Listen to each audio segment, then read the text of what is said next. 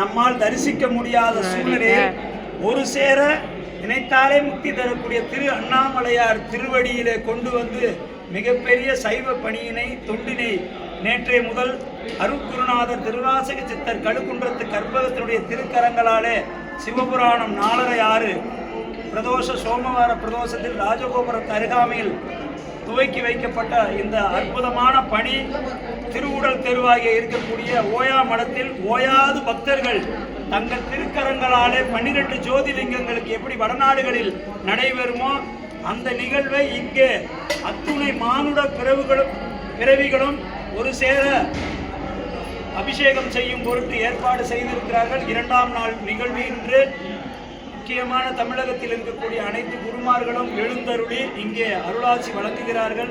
மிகப்பெரிய தொண்டினை செய்யக்கூடிய அமைப்பாக இந்த இந்து முன்னணி இருக்கின்றது.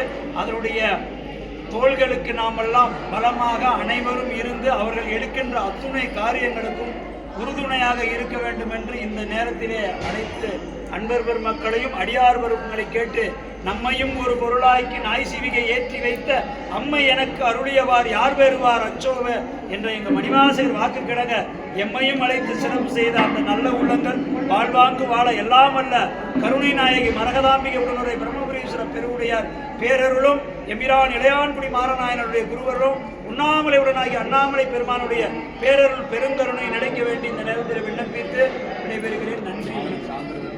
நாளைக்கு சாயந்தரம் வரை தான் இந்த 12 ஜோதிகளை நம்ம தரிசிக்க முடியும்.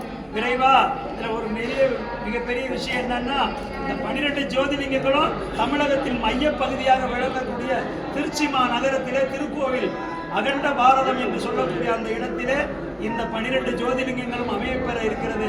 யாரெல்லாம் பொருள் படைத்தவர்கள் தான் 12 ஜோதிலிங்கங்களுக்கு போக முடியும். அடுத்த நிலையில் அருள் படைத்தவர்கள் போக முடியும். இந்த இடைப்பட்ட நம்மள மாதிரி ஆளெல்லாம் போக முடியாத சூழ்நிலைக்கு மிகப்பெரிய ஒரு பாக்கியத்தையும் மிகப்பெரிய ஒரு அருளாசியும் நமக்கு ஏற்படுத்தி கொடுத்திருக்கிறாங்க இந்து முன்னணி சார்பா. அவங்களுக்கு கோடான கோடி நன்றிகளை உரித்தாக்கி விடைபெறுகிறேன். நன்றி.